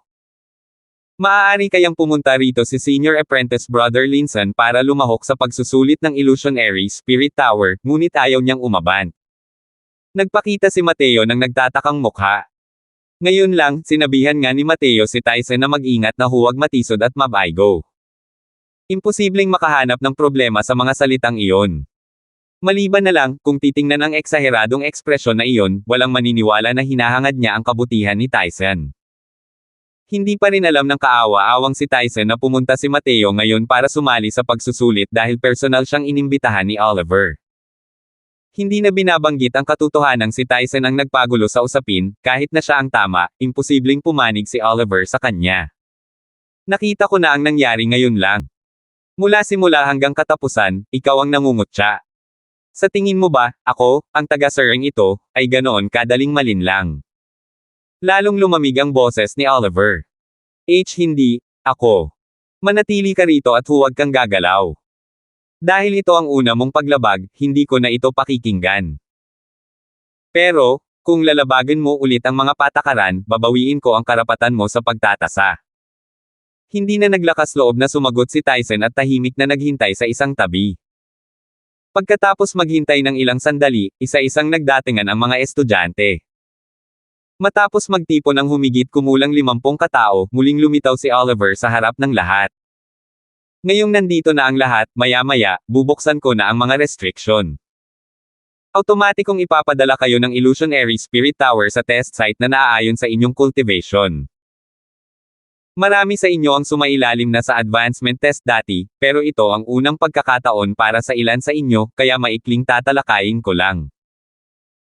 Maikling binuod ni Oliver ang mahahalagang punto tungkol sa Illusionary Spirit Tower. Sa totoo lang, nagpapaliwanag siya lalo na para kina Mateo at Laika. Sa grupong ito, bukod kina Mateo at Laika, lahat ng iba ay lumahok na sa advancement test dati. Dahil nakalimutan na niya si Laika, dapat sana ay dumaan na si Mateo sa entrance test sa Illusionary Spirit Tower noon. Ngunit ang kanyang hinalinhan ay masyadong mahina, at imposibleng makapasa siya sa pagsusulit sa Illusionary Spirit Tower. Kaya naman, maraming ginawang paraan si Henry noon bago niya naitulak si Mateo dito. Kaya naman, hindi pa siya nakapunta sa Illusionary Spirit Tower noon. Nararamdaman ang mga patong-patong na paghihigpit sa Illusionary Spirit Tower, pinuri at nagkomento si Mateo, kaya isa itong 32 Restriction Spirit Artifact. Talagang may kakayahan ang Tranquil Cloud Sect. Natural na hindi gaanong mahalaga ang 32 restriction ng Spirit Artifact sa paningin ni Mateo. Gayunpaman, kahit hindi mataas ang ranggo ng Spirit Artifact na ito, mayroon itong ilang natatanging katangian, kaya angkop itong gamitin para sa advancement testing ng mga estudyante. Ang Illusionary Spirit Tower na ito ay tila espesyal na binuo ng Tranquil Cloud Sect para sa pagtatasa ng mga estudyante sa mga ranggo. Mayroong kabuoang 5 rehiyon, ang Entry Advancement, Yellow Rank Advancement, Black Rank Advancement, Earth Rank Advancement, at Heaven Rank Advancement. Ang unang 4 na rehiyon ay tumutugma sa 4 na ranggo ng mga estudyante sa Central Academy. Ang pagpasa sa Entry Advancement ay nagbibigay daan sa isang tao na umusad sa Yellow Rank. Ang pagpasa sa Yellow Rank Advancement ay nagbibigay daan sa isang tao na umusad sa Black Rank, at iba pa.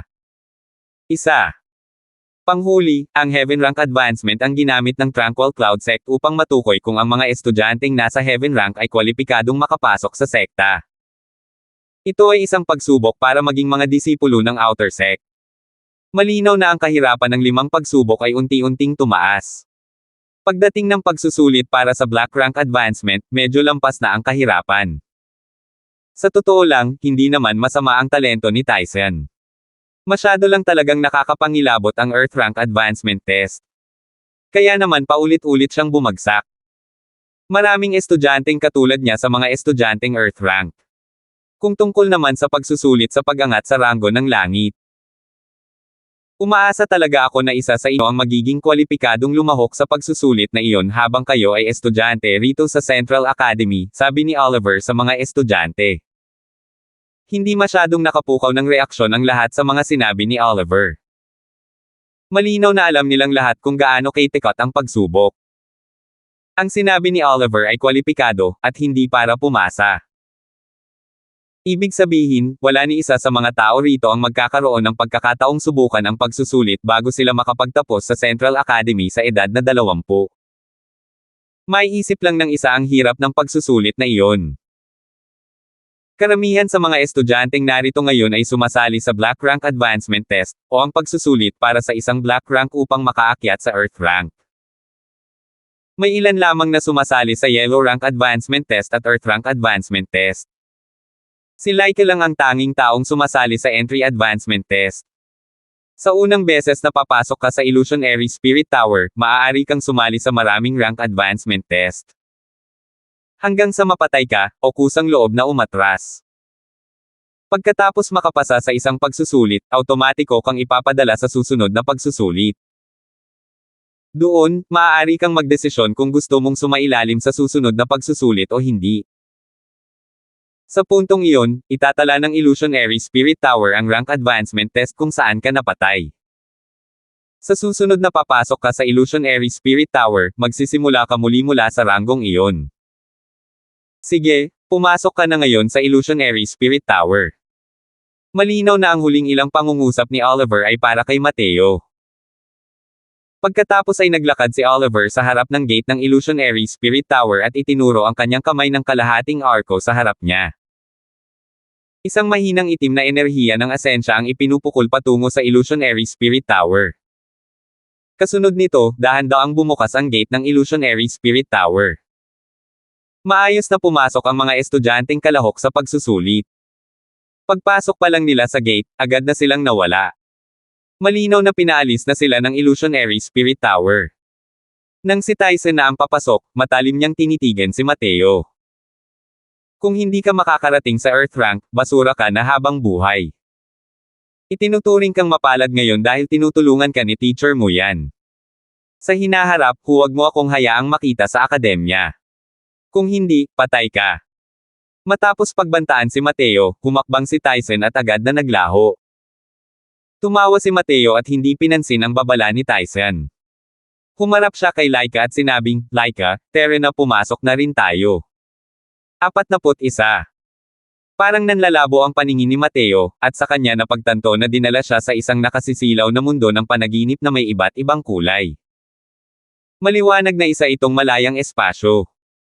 Mukhang ang bawat patong ng illusionary spirit tower na ito ay nahahati sa maraming magkakahiwalay na espasyo. Bawat estudyante ay nasa iba't ibang espasyo.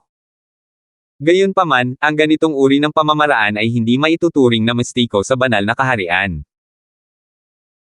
Ngunit kahanga-hanga na para sa isang maliit na sekta sa mababang kaharian magamit ang ganitong uri ng pamamaraan upang sanayin ang mga estudyante. Nalilito si Mateo. Walang kahit ano sa bakanteng espasyong ito. Kaya paano mangyayari ang pagsubok? Sa sandaling ito, biglang may narinig na boses. Maligayang pagdating sa Illusionary Spirit Tower. Ito ang unang beses mong pupunta sa Illusionary Spirit Tower. Sasailalim ka sa entry advancement test sa lalong madaling panahon. Ako ang iyong gabay sa pagsusulit na ito. Hindi na nag-abala pa si Mateo dahil alam niyang tiyak na iyon ang artifact spirit ng Illusionary Spirit Tower. Gayunpaman, ang ikinagulat ni Mateo ay ang katotohanang ipinadala siya sa pagsusulit para sa entry advancement. Mukhang automatikong ipapadala ng Illusionary Spirit Tower ang mga first-time students sa entry advancement test. Dahil dito, sina Mateo at Laika ay nakatayo na ngayon sa iisang starting line. Ano na ang dapat kong gawin ngayon? Tanong ni Mateo. Tila nag-alangan sandali ang espiritu ng artifact, medyo nagulat sa kahinahunan ni Mateo. Dahil ang espiritu ng artifact ang namamahala sa pagsusulit sa pagsulong, nakapagpamuno na ito ng napakaraming estudyante noon. Ito ang unang pagkakataon na nakatagpo sila ng isang estudyanteng kasing kalmado ni Mateo. Sa ngayon, maupo ka lang at magnilay-nilay. Susubukan kita. Mamaya, huwag mong tangkaing labanan ang anumang mangyari. Kung hindi, ikaw mismo ang bahala sa kahihinatnan, sabi ng espiritu ng artifact. Hindi umimik si Mateo, at agad siyang umupo at nagnilay-nilay. Medyo mausisa siya, gayunpaman, kung paano isasagawa ng espiritu ng artifact ang pagsubok. Maya-maya pa, naramdaman ni Mateo na gumaan ang kanyang katawan. Nang mawalan siya ng malay, pumasok siya sa isang bakanteng silid para sa pagsasanay. Nang makita ang sitwasyong ito, kumerbo ang sulok ng labi ni Mateo at ngumiti. Kaya ganoon nga. Ang artifact spirit ng Illusionary Spirit Tower na ito ay isa talagang dream taper. Ang Tranquil Cloud Sect ay mayroon ngang kahangahangang mga pamamaraan. Isang 32 restriction spirit artifact. Mukhang ito na dapat ang pinakamababang ranggo na Grey Dream Taper. Ang pagsasagawa ng mga pagsubok sa isang mundo ng panaginip ay ligtas at patas. Tila ang taong lumikha ng Illusionary Spirit Tower ay talagang napakatalino. Ang mga Dream Taper ay kakaibang mga anyong buhay na masalimuot na nauugnay sa mga mundo ng panaginip. Mayroon silang sariling kamalayan, ngunit wala silang takdang hugis. Maaari silang tahimik na pumasok sa mundo ng panaginip ng mga tao at maging ng mga demonyong hayop, na nagpapalakas ng kanilang mga sarili sa loob ng panaginip. Alam ni Mateo na ang pinakamataas na ranggong White Dream Taper ay umiiral sa Divine Realm. Taglay nito ang napakalakas na kakayahan at kayapan nitong makipagkompetensya sa mga Divine King. Ang kanilang mga kakayahan ay pawang may kinalaman sa mga mundo ng panaginip, kaya imposibleng bantayan ito. Ang espiritu ng artifact na ito na nakilala ni Mateo ay malamang na ang pinakamababang ranggo na Grey Dream Taper. Handa silang maging artifact spirit ng Illusionary Spirit Tower, malamang dahil gusto nilang hiramin ang mga mundo ng pangarap ng mga estudyante para palakasin ang kanilang mga sarili. Kung hindi, kahit pinakamababang ranggong Grey Dream Taper ay hindi kayang makuha ng isang maliit na sekta tulad ng Tranquil Cloud Sect.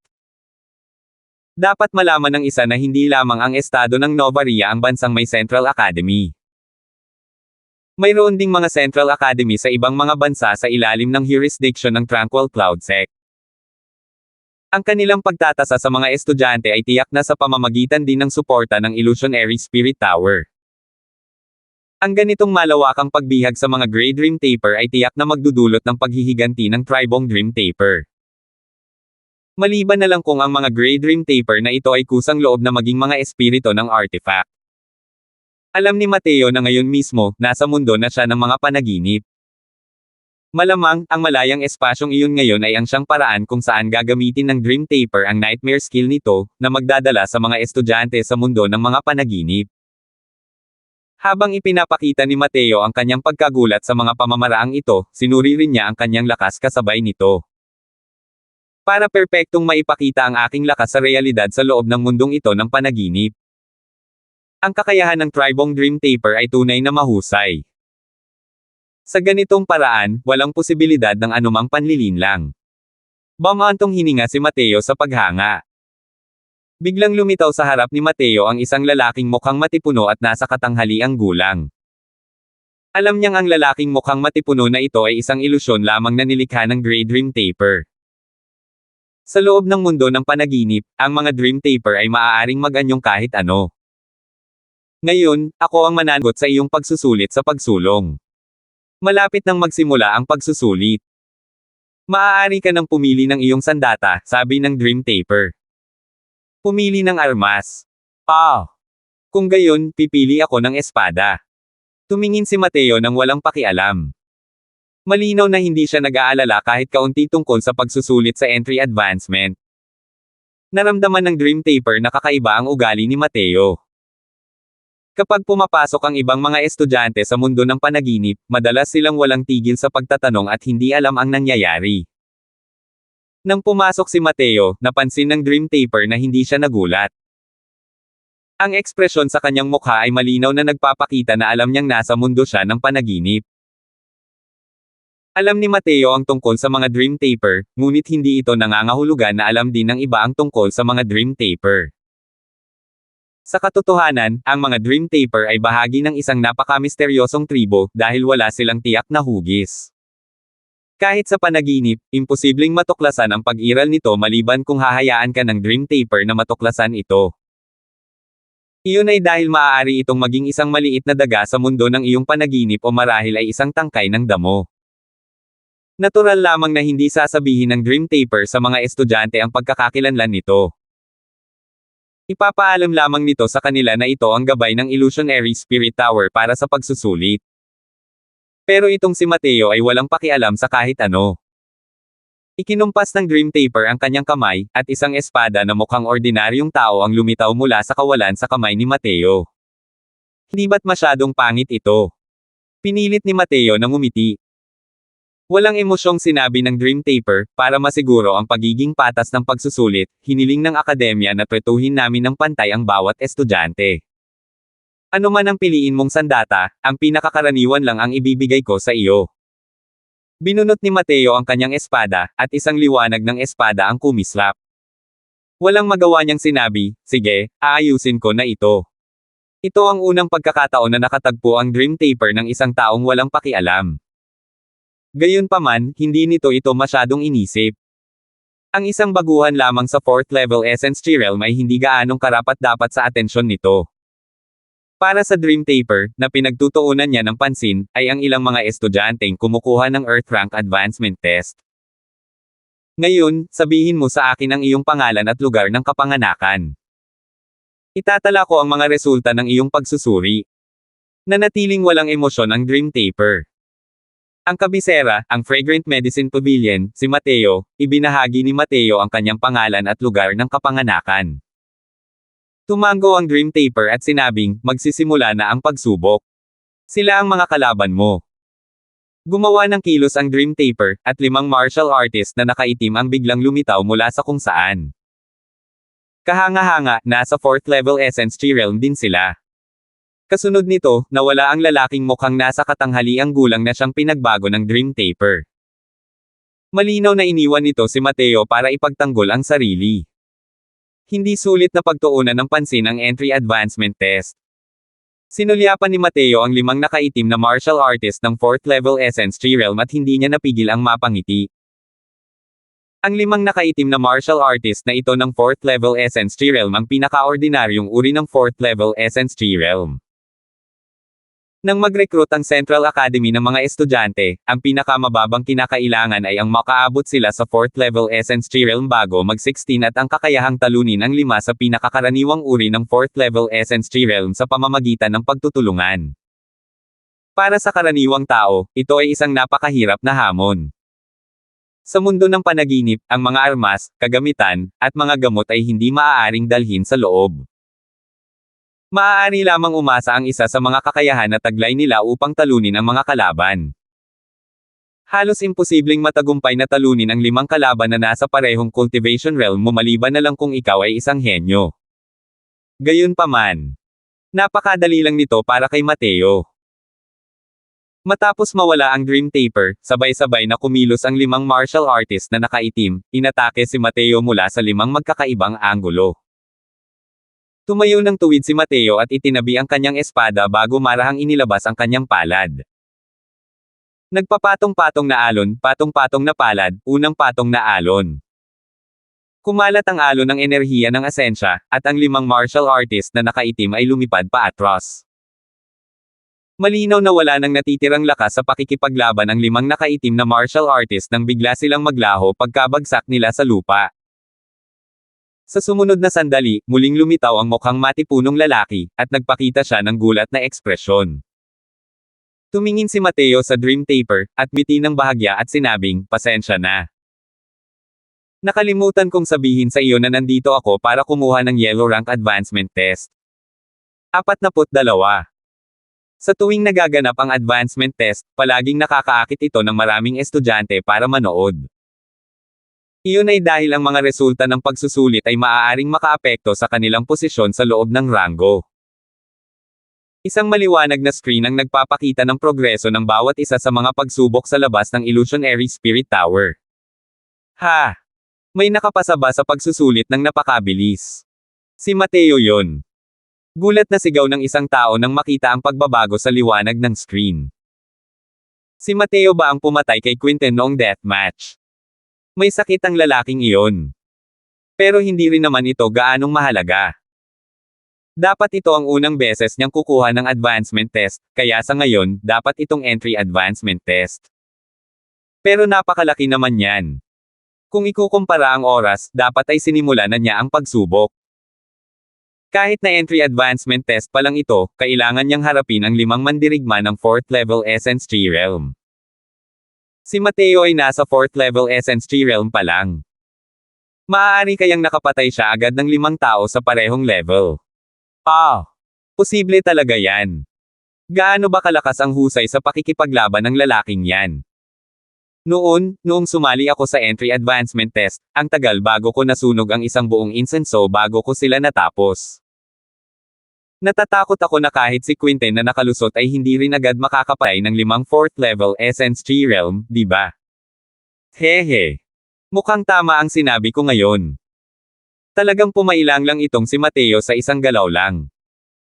Excited na ako kung hanggang saan ang kaya niyang gawin sa pagsubok na ito. Kahit ano paman, ang agad na pagpatay ni Mateo sa 5 martial artist na kapantay niya ay naging dahilan upang maghiyawan ang mga estudyante.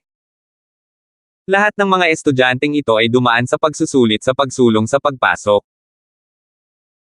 Ngunit wala ni isa sa kanila ang nang-ahas na sabihin na kaya nilang agad na patayin ang 5 kalaban sa parehong antas kapag sila ay nasa ika-4 na antas ng Essence Tree Realm.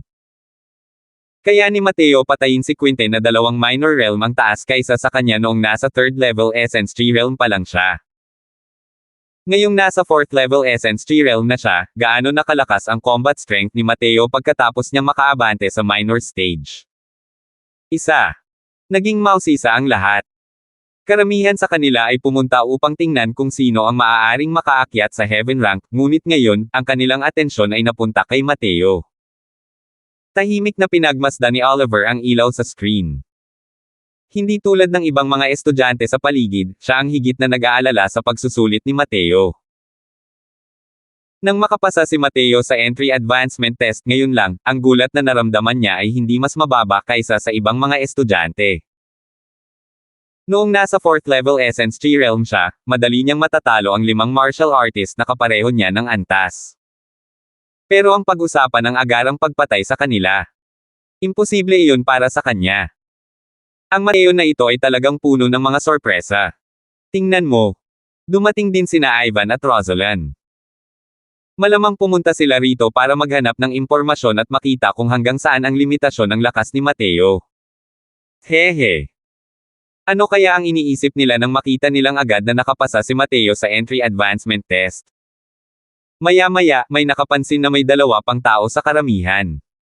Sila nga ay sina Ivan at Rosalan. Hindi na lihim sa akademya ang alitan nina Ivan at Mateo. Ngayong nandito na siya, halatang dahil iyon kay Mateo. Habang tinitingnan ni Ivan ang pag-usad ni Mateo sa light screen, lumungkot ang kanyang mukha. Nagkataong nakita niya ang eksena ni Mateo na papasok pa lamang sa Illusionary Spirit Tower. Kahit na entry advancement test lang ito, hindi ba't napakabilis ng bilis na ito? Hindi pa rin alam ni Ivan na nasa 4th level Essence Tree Realm na pala si Mateo. Kung alam niya lang, sino ang makakaalam kung ano ang iisipin niya? Sa loob ng Illusionary Spirit Tower, natigilan ang Dream Taper habang nakatingin kay Mateo. Sinubukan niya ang napakaraming estudyante sa paglipas ng mga taon. Bawat isa sa kanila ay may taglay na kapangyarihang higit pa sa mga nasa parehong antas. Madaling matatalo ng ilang natatanging estudyante ang 5 martial artist na ito. Gayunpaman, ito ang unang pagkakataon na nakatagpo siya ng isang taong tulad ni Mateo na kayang pumatay agad ng 5 kalaban sa parehong antas. Kailangang dumaan ang isa sa isa pang minor stage, taglay ang lakas ng isang 7th level Essence Tree Realm, bago nila agad mapatay ang 5 martial artist ng 4th level Essence Tree Realm. Hindi mahirap lumipat ng ranggo para makipaglaban para sa mga henyong estudyante. Gayunpaman, napakahirap na malampasan ang isang buong minor stage. Noong nasa 3rd level Essence Tree Realm si Mateo, hindi niya kayang hawakan si Quinten kahit na na-master na niya ang Stacking Waves Layered Palm, First Layer Wave. Makikita kung gaano kahirap lumipat ng ranggo sa labanan. Pero ngayon, magagamit ni Mateo ang kanyang lakas bilang isang 4th level Essence Tree Realm para agad na pumatay ng 5 kalaban na nasa parehong ranggo. Gaano ba siya kalakas para magawa iyon?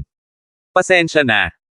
Nakalimutan kong sabihin sa iyo na nandito ako para kumuha ng Yellow Rank Advancement Test, sabi ni Mateo at bahagyang ngumiti.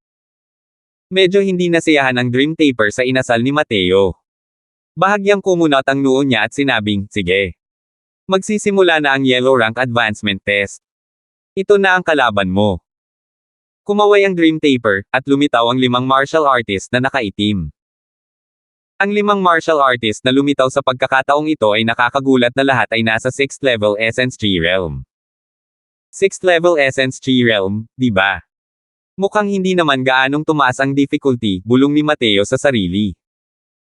Gaya ng sinabi ni Mateo, ang kahirapan ng Yellow Rank Advancement Test ay hindi gaanong tumaas kumpara sa Entry Advancement Test. Kahit na malakas ang 6th level Essence Tree Realm, kahit hindi ito lumampas sa minor stage, hindi naman ito ganoon kahirap para sa mga estudyante. Habang tumataas ang cultivation realm ng mga estudyante kasabay ng pag-iipon ng oras, hindi magiging mahirap harapin ang 5 mandirigma ng 6th level Essence Tree Realm. Ang tunay na mahirap ay ang Black Rank Advancement Test at ang Earth Rank Advancement Test. Ang mga kalaban na makakaharap sa Black Rank Advancement Test ay hanggat sa mas mataas na antas. 5 8th level Essence Tree Realm Martial Artists. At ang mga kalaban sa Earth Rank Advancement Test ay 5 1st level Spirit Condensation Realm Fighters. Sa ilalim ng normal na mga pangyayari, kailangang dagdagan ng mga estudyante ang kanilang cultivation realm upang makapasa sa pagsusulit. Kung hindi, magiging napakahirap nito. Isang cultivation realm, isang patong ng langit.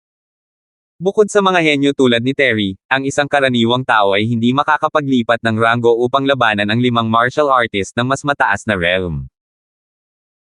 Kailangan munang maabot ng isang tao ang Spirit Condensation Realm upang makapasa sa Earth Rank Advancement Test at maging isang Heaven Rank student.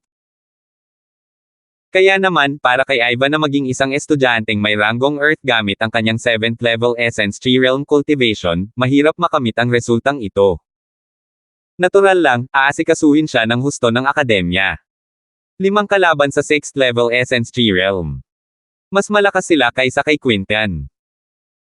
Gayunpaman, noong nasa 3rd level Essence Tree Realm pa si Mateo, madali na niyang napatay si Quinten. Ngayong nasa 4th level Essence Tree Realm na siya, hindi na mahirap para sa 5 mandirigmang ito ng 6th level Essence Tree Realm. Naghawak kamay at sabay-sabay na sumalakay ang 5 mandirigma ng 6th level Essence Tree Realm.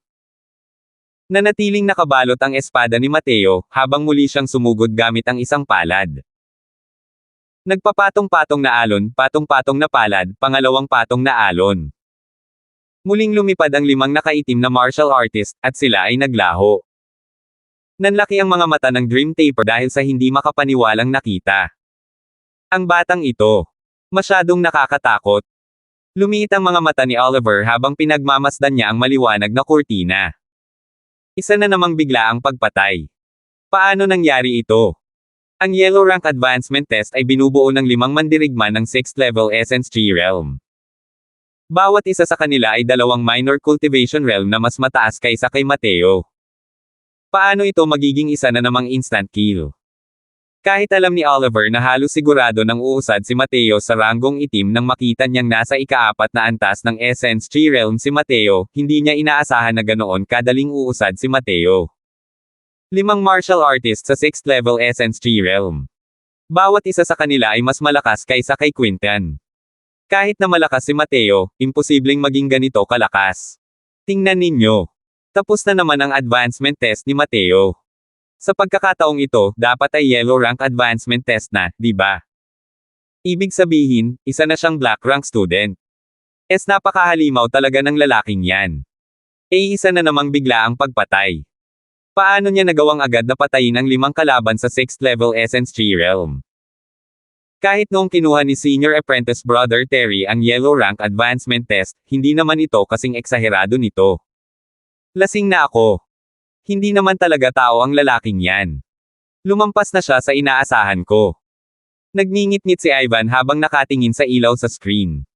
Sa sandaling ito, nakakaramdam siya ng matinding panganib. Masyadong mabilis ang pag-improve ni Mateo. Sa ganitong bilis, hindi na ba siya magiging kalaban ni Mateo pagdating ng panahon para sa Endless Trials? Hindi. Dapat mamatay si Mateo. 43. Ang bilis ng pagsulong ni Mateo ay nagparamdam kay Ivan ng matinding krisis. Para agad na mapatay ang 5 kalaban sa 6th level Essence Tree Realm, maaaring mayroon ng lakas si Mateo para makapasok sa Earth Ranking. Kahit hindi siya magtagumpay, malamang ay hindi rin malayong mangyari iyon. Ang lakas na tulad niyan ay halos kapareho na ng kay Ivan. Ang kanyang teknik sa paggalaw ay mas mahina kaysa kay Mateo, at ngayon, ang kanyang husay sa pakikipaglaban ay hindi na mas mahusay. Ano pa ang puhunan niya para hamanin si Mateo? Sa panahon ng walang hanggang pagsubok, dapat ko talagang hayaan si Senior Apprentice Brother Sullivan na tapusin si Mateo. Kung hindi, magkakaroon ng walang katapusang gulo. Nagdesisyon na si Ivan. Sabi ko, sa tingin mo ba ay papasok si Mateo sa Earth Ranking? Pagkatapos ng pagkabigla, may biglang nakaisip ng posibilidad na iyon. Pagkasabi niyon, tumahimik ang lahat. Alam nilang lahat na napakalakas ni Mateo, pero hindi ba't labis na pagmamalabas para sa isang 4th level Essence Tree Realm na makaharap ang 5 martial artist ng 8th level Essence Tree Realm. Hindi pangkaraniwan na makakita ng isang 4th level Essence Tree Realm na lumukso sa ranggo upang makipaglaban sa isang 6th level Essence Tree Realm. Ngunit ang 8th level Essence Tree Realm ay isang buong 4 na minor cultivation realm na mas mataas kaysa sa 4th level Essence Tree Realm. Bukod pa rito, mayroong isang maliit na yugto sa pagitan nila. Hindi madaling malampasan ang maliit na yugtong iyon. Gayunpaman, hinamon ni Mateo ang Yellow Rank Advancement Test at napakadali niyang naipasa. Napakabilis nito kaya't halos walang kahirap-hirap na nagpaparamdam sa kanila ng kaunting posibilidad. Tingnan mo dali. Talagang hinamon ni Mateo ang Black Rank Advancement Test. Binasag ng sigaw na ito ang katahimikan, habang ang tingin ng lahat ay muling nakatuon sa maliwanag na screen. Nakakabaliw ito. Magkakasunod na pagsubok ang ginawa niya noong una pa lang siya. Natatakot akong makapasok ito sa kasaysayan ng Central Academy. Sa tingin niyo ba ay matagumpay na mapapasa ito ni Mateo? Ang taong nagpatahimik sa lahat kanina ay muling nagpaisip sa lahat. Sa pagharap sa 5 kalaban ng 8th level Essence Tree Realm, hindi na binaliwala ni Mateo ang mga bagay-bagay tulad ng dati, at agad siyang sumugod. Gayunpaman, nasa mapanganib pa rin si Mateo sa pagharap sa magkasanib na pag-atake ng 5 kalaban na ito. P*K*. Ang lakas ng loob mo talagang palihim akong atakihin. Alam na alam ng 5 taong ito kung paano bumuo ng hanay ng mga espada. Sigaw ni Mateo habang umiiwas. Hindi nakapagsalita ang Dream Taper. Nang magsimula ang Black Rank Advancement Test, palihim na nagdagdag ang Dream Taper ng isang dagdag na sangkap, dahilan para atakihin ng 5 martial artist ng 8th level Essence Tree Realm si Mateo gamit ang isang sword array. Matapos gumamit ng hanay ng mga espada ang 5 nakaitim na martial artist, ang kanilang pinagsamang lakas ay hindi mas mahina kaysa sa isang makapangyarihang 9th level Essence Tree Realm. Si Mateo mismo ay isang array master. Nang makaalis ang 5 ito, natuklasan niya ito. Natural lang na hindi mahirap para sa kanya na basagin ang hanay gamit ang kanyang kahusayan sa pagbuo ng hanay. Ngunit ang pinagsamang lakas ng 5 taong ito ay napakalaki. Ang ganitong uri ng mapangwasak na kalamangan ay nagdulot kay Mateo ng kawalan ng kakayahang gumawa ng iba, lalo na ang pagbasag sa hanay.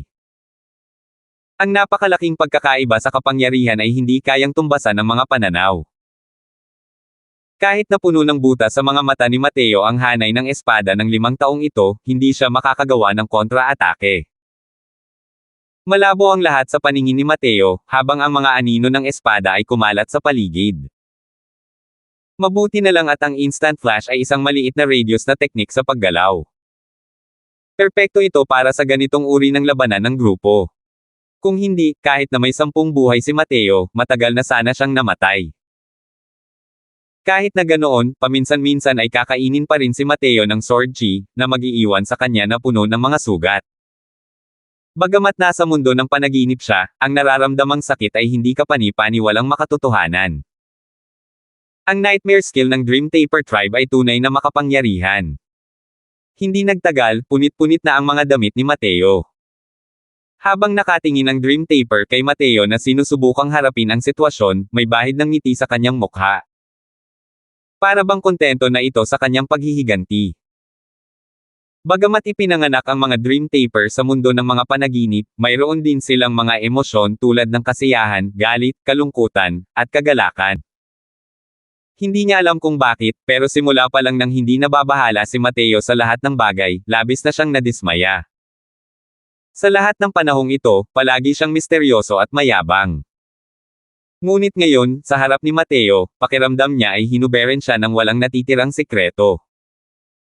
Sino sa mga estudyanteng kalahok sa pagsusulit ang hindi puno ng respeto sa kanya? Si Mateo lang talaga ang walang pakialam sa kanyang ugali. 2 beses pa siyang pumwesto para sa instant kills, kaya pakiramdam niya ay wala na siyang natitirang mukha. Kaya naman, nang magsimula ang Black Rank Advancement Test, palihim siyang nagdagdag ng sword array para sa 5 martial artist na nakaitim, na nagpapataas ng kanilang kapangyarihan. Brat! Ito ang resulta ng pagwawalang bahala sa upuang ito. Isang iniisip mo bang pumasa sa pagsusulit para sa pagsulong sa itim na ranggo? Bumalik ka muna at magsanay. Lihim na natuwa ang Dream Taper. Kanina pa niya pinapanood ang labanan, at alam niyang lumiliit ang depensa ni Mateo. Dumarami rin ang kanyang mga pinsala, kaya't maaga man o huli ay matatalo siya. Gayunpaman, ang Dream Taper ay labis na nagulat sa kanyang puso sa kung gaano katatag si Mateo. Ang makipaglaban sa 5 kalaban sa 8th level Essence Tree Realm hanggang ngayon gamit ang kanyang lakas sa 4th level Essence Tree Realm. Hindi ito kayang isipin. Nakakita na ang Dream Taper ng napakaraming henyo noon, ngunit ngayon lang siya nakakita ng henyo na kayang gumanap ng ganito kalawak. Pero, dapat dito na lang matapos. Si Tyson ay pinalayas ng may kapahamakan. Muli siyang nabigo. Ito na ang ika-5 beses na hindi siya nakaabot sa heaven ranking. Nang maisip ang mga nagmumuni-muni at ang mga matang puno ng pangungutya sa labas, si Tyson ay nadismaya. Nasa half-step spirit condensation realm na si Tyson. Medyo napipilitin talaga siyang harapin ang 5 martial artists sa first level spirit condensation realm. Hindi naman sa hindi sapat ang talento ni Tyson at hindi niya kayang gawin ang huling hakbang na iyon. Ngunit ito ay dahil pinipigilan niya ang kanyang cultivation realm sa half-step spirit condensation realm. Sa Central Academy, ang cultivation realm ng isang tao ay kapag nakapasa sa pagsusulit at mas maliit ang edad, ipinapakita nito na mas malaki ang potensyal ng isang tao. Natural na magkakaiba rin ang kahalagahan na kaakibat nito. Kung makakarating siya sa first level spirit condensation realm, malinaw na magiging madali para sa kanya na talunin ang 5 martial artist. Ngunit sa ganoong paraan, para na rin niyang kinikilala na hanggang doon lang ang kaya ng kanyang talento. Kaya naman, lagi niyang tinitiis ang mapanghamak na tingin ng ibang tao, nais niyang makapasa sa Earth Rank Advancement Test na may kalahating hakbang na lakas ng Spirit Condensation Realm. Ang mga nangungunang figure sa Martial Roll of Honor tulad ni Terry, Bogart, at Yishan, nang walang pagbubukod, lahat sila ay nakapasa sa Earth Rank Advancement Test noong sila ay nasa 9th level Essence Tree Realm. Ibig sabihin, ang mga nangungunang henyong ito ay mayroon ng kapangyarihang pandigma na higit pa sa first level Spirit Condensation Realm noong sila ay nasa 9th level Essence Tree Realm. Pero siya, si Tyson, ay nasa half-step Spirit Condensation Realm na, pero hindi pa rin niya kayang pumasa sa Earth Rank Advancement Test. Kitang-kita ang pagkakaiba sa isang sulyap. Lumabas si Tyson mula sa Illusionary Spirit Tower na mukhang labis na nawala ng sigla. Nakapagdesisyon na siya na hanggat may kaunting panghahamak sa mga mata ng sinuman, susugod siya at marahas na bubugbugin ito. Pagkalabas niya ng Illusionary Spirit Tower, agad na iniwas ni Tyson ang kanyang tingin at biglang natigilan. Wala naman talagang nakatingin sa kanya. Lahat ng mata ay nakatuon sa maliwanag na screen, habang ang ilan ay kinakabahang nanunood. Anong nangyari? Sinundan din ni Tyson ang tingin ng lahat at tumingin din sa light screen, ngunit wala siyang nakita. Ang light curtain ay walang mga eksena ng pakikipaglaban sa loob ng Illusionary Spirit Tower. Maaari lamang nitong ipakita ang halos kalagayan ng lahat ng nasa loob. Anong tinitingnan ninyong lahat? Casual na hinawakan ni Tyson ang isang tao at nagtanong. Ah, si Senior Apprentice Brother Linson ba? Nasa labas ka na ba? Tinitingnan namin si Mateo. Kumukuha siya ng Black Rank Advancement Test ngayon, pero mukhang hindi na niya kayang tiisin pa. Mukhang hindi masyadong malaki ang reaksyon ng estudyante sa paglabas ni Tyson. Ano? Pagsusulit sa pag-unlad ng itim na ranggo. Hindi ba't labis na pinahahalagahan ng lalaking iyon ang sarili niya? Sa lakas niya, kahit ang pagpasa sa pagsusulit sa pag-unlad ng dilaw na ranggo ay medyo mapilit. Talagang kinuha niya ang pagsusulit sa pag-unlad ng itim na ranggo. Natigilan si Tyson sa simula, na sinundan ng isang mapang uyam ng ngiti. Tinitigan ng estudyanteng iyon si Tyson, at ang ekspresyon sa mga mata nito ay nagparamdam kay Tyson ng labis na pagkabalisa. Bago pa man siya makareact, muling ibinuka ng estudyanteng iyon ang kanyang bibig at sinabing, natatakot akong hindi pa alam ni Senior Apprentice Brother Linson, di ba? Matagal nang nakapasa si Mateo sa Yellow Rank Advancement Test. Sa kanyang Entry Advancement Test at Yellow Rank Advancement Test, agad niyang napatay ang kanyang mga kalaban. Kahit ngayon, sa kanyang Black Rank Advancement Test, nakayanan na niya ang oras na kailangan para masunog ang isang insenso. Pagpatay agad. Hinala ni Tyson na mali ang narinig niya.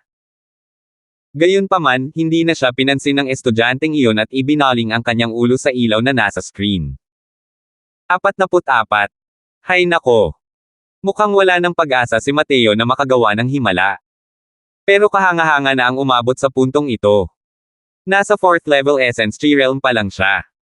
Isang minsan sa bawat 50 taon na henyo ang muling lumitaw sa Central Academy ng ating estado ng Novaria.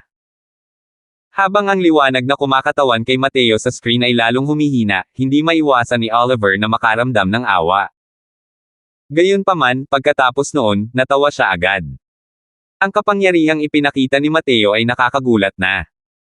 Ang hayaan siyang homanin ang Black Rank Advancement Test gamit ang kanyang 4th level Essence Tree Realm ay talagang masyadong sapilitan.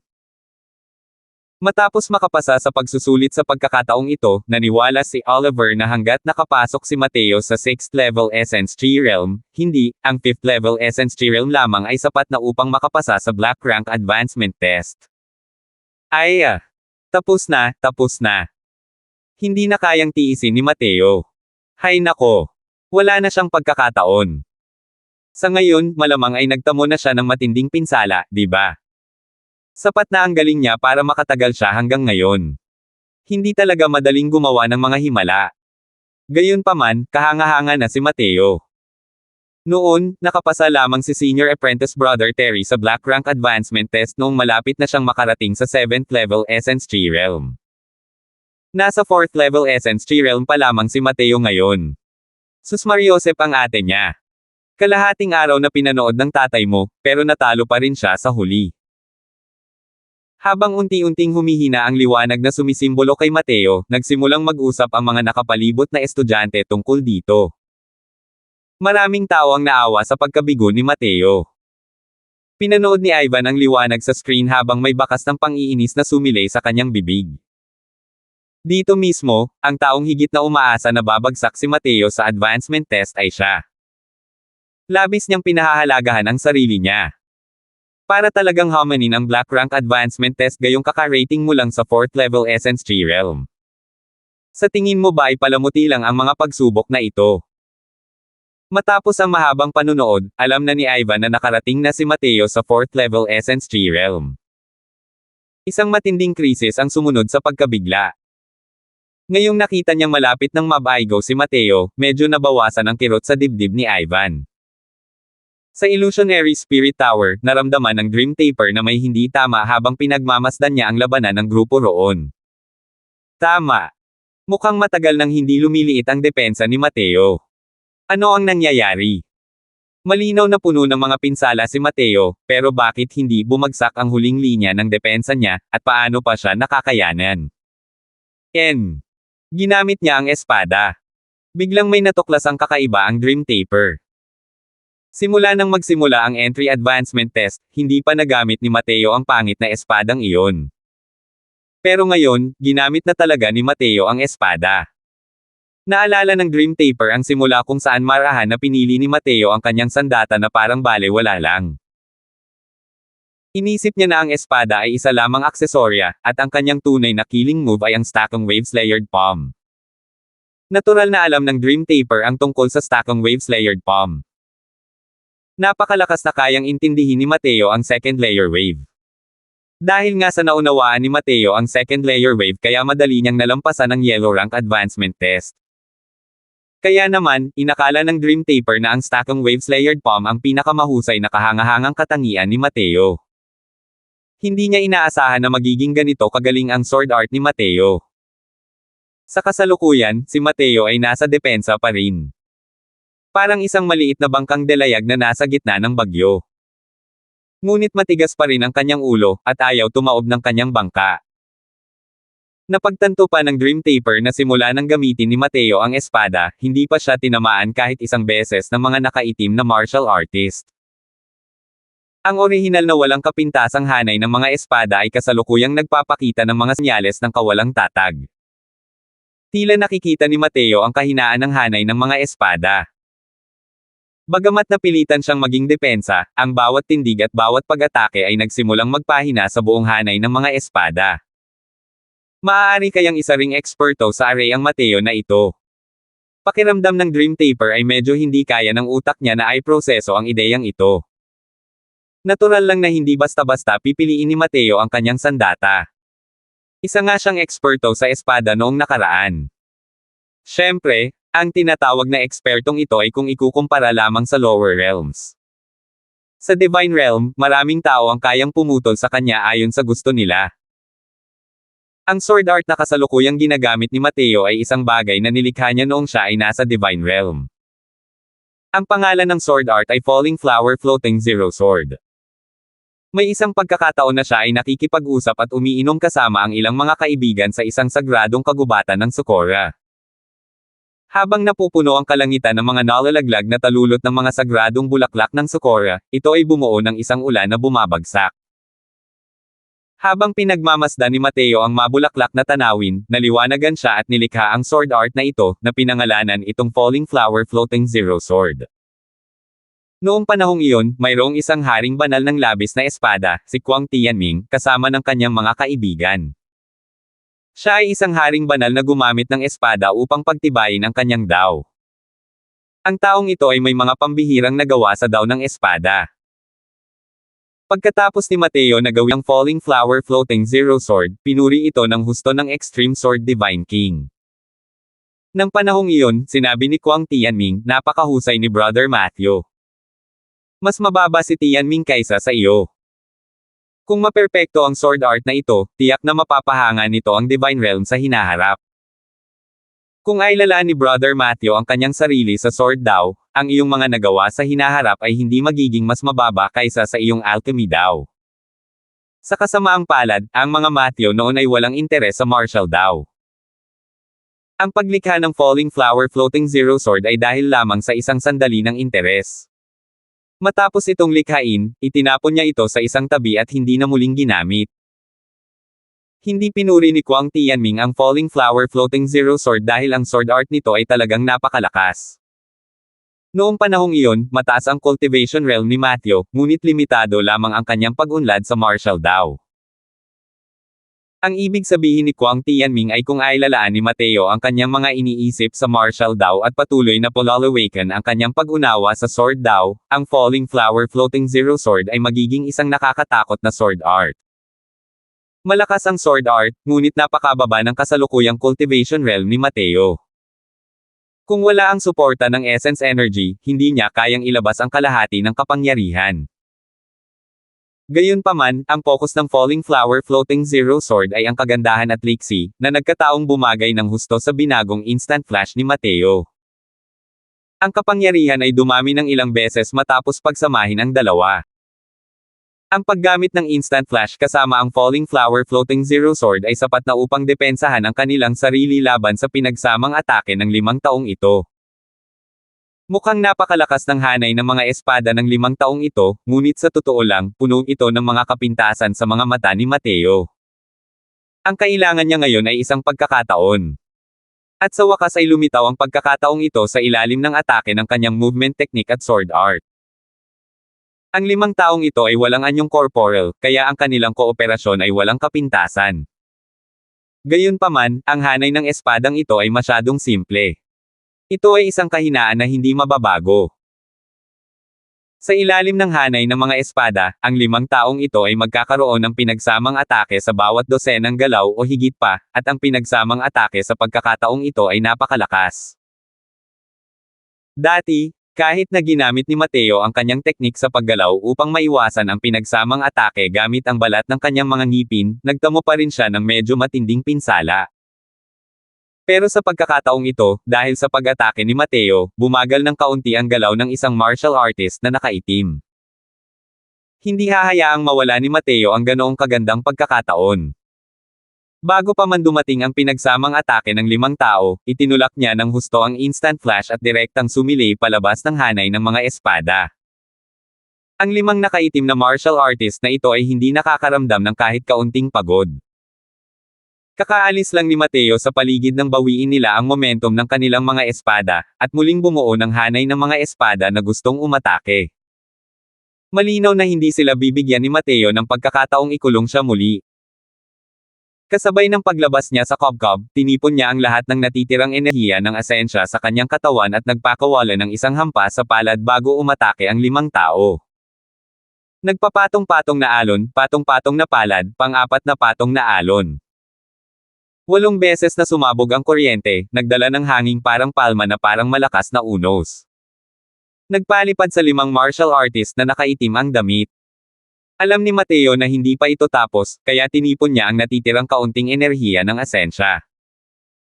Gamit ang instant flash, kumilos siya sa harap ng isang martial artist na nakaitim at sinaksak ang puso nito gamit ang isang espada. Namatay at naglaho ang martial artist na nakaitim pagkatapos noon. Malaki nga ang kapangyarihan ng isang palad na iyon, ngunit napakalaki ng pagkakaiba sa cultivation realm sa pagitan ni Mateo at ng mga martial artist na nakaitim ang damit. Kaya't malala lang ang kaya niyang saktan. Inulit ni Mateo ang ginawa niya, binigyan niya ang 4 na iba pang tao ng tigi-isang espada, na siyang nagtapos sa labanan. Matapos gawin ang huling hakbang, itinapon ni Mateo ang espada at iniyuko ang kanyang mga tuhod sa lupa, habang naghahabol ng hininga. Nakatayo roon ang Dream Taper na tulala habang nanunood, at hindi siya makapaniwala sa nangyari sa harap ng kanyang mga mata. Hoy! Pagkatapos mong makapasa sa round na ito, hindi mo ba gagalingin ang mga sugat ko? Sa ganitong bilis, mamamatay ako sa sobrang pagkawala ng dugo. Hindi mo naman maaasahan na hahamunin ko ang susunod na round ng ganito, di ba? Napabuntong hininga si Mateo at sumigaw sa Dream Taper. Salamat po at sinamahan ninyo ako, ingat lagi mga master.